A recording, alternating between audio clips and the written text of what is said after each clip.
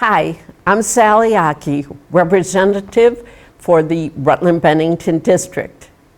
That includes the towns of Middletown Springs, Tinmouth, Paulet, Wells, and Rupert. When you, the residents of my district, elected me to represent you in the Vermont State House, I was both honored and humbled. From that day, I have strived to live up to the oath of office that I took. You do solemnly swear as a member of this assembly, you will not propose or assent to any bill or resolution which shall appear to you injurious to the people, nor do not consent to any act or thing whatever that shall have a tendency to lessen or abridge their rights and privileges as declared by the Constitution of this state, but will in all things conduct yourself as a faithful, honest representative and guardian of the people according to the best of your judgment and ability. So help you God. In keeping my promise to you, I committed to filter all of the bills I had to look at through this filter. Would it keep the state government smaller, the taxes lower, the regulations fewer? Would it make living and working in Vermont more affordable? Would it keep our most vulnerable citizens safer? And would it keep our individual rights protected? A majority of you told me that you did not want and you could not afford additional taxes on gasoline and diesel fuel. I listened to you and I blocked that tax. I also blocked a similar one that was proposed for home heating fuel. The Clean Heat Standard carbon tax bill was vetoed by the governor, and thankfully it was sustained by just one vote, including mine. The concerns about the climate haven't gone away, but I feel very strongly that the legislators, the officials that the citizens of our state have elected should be working together to move us on a plan toward more efficient energy while always keeping an eye on the economic impact these programs might have on Vermonters. We have to know what it's going to do to your pocketbook.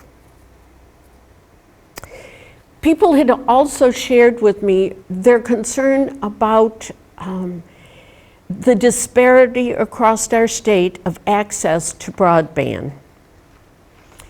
The pandemic really put a spotlight on this disparity. We had children sitting in parked cars in school parking lots or behind their town library so that they could attend classes remotely because they didn't have internet at home. We had vulnerable senior citizens who would have liked to take advantage of telehealth opportunities, but they couldn't because they didn't have internet at home.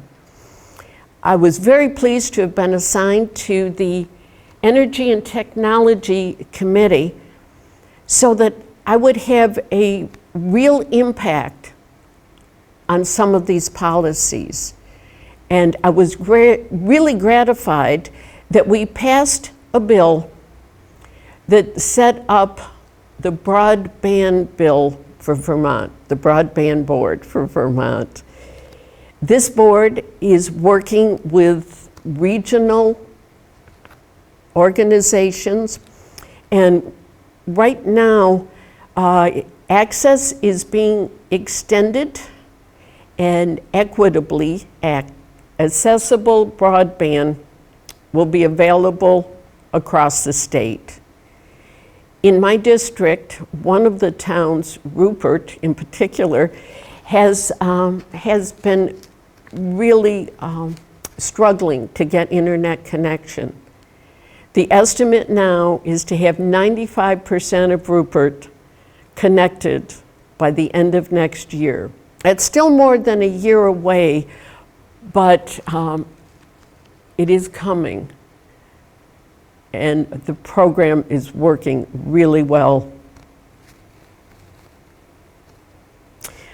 People also told me about their concern for cell coverage in the area. I heard the same story from 3 different women in 3 different towns in our district. The woman would say, I'm a nurse. Sometimes I come home late at night. I live alone on a back road where people aren't apt to be just driving out in a winter storm. I'm worried that if something happens, if I have car trouble, how will I get help? There was a proposal for expanding cell coverage across the state. It came to my committee for the appropriation approval.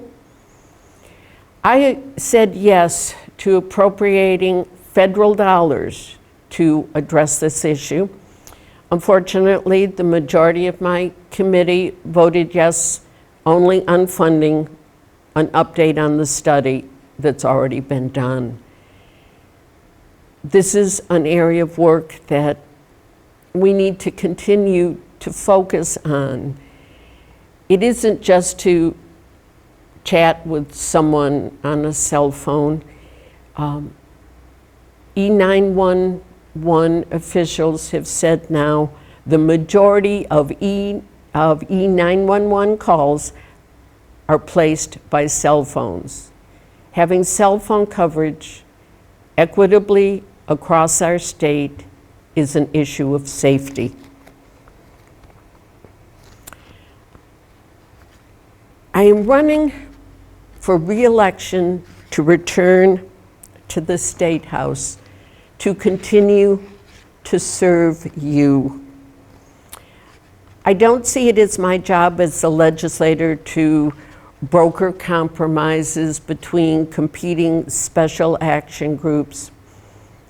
I am there to fight for you. I am there to protect you. Please remember that voting is both a privilege and a responsibility. Make sure your voice is heard. Thank you.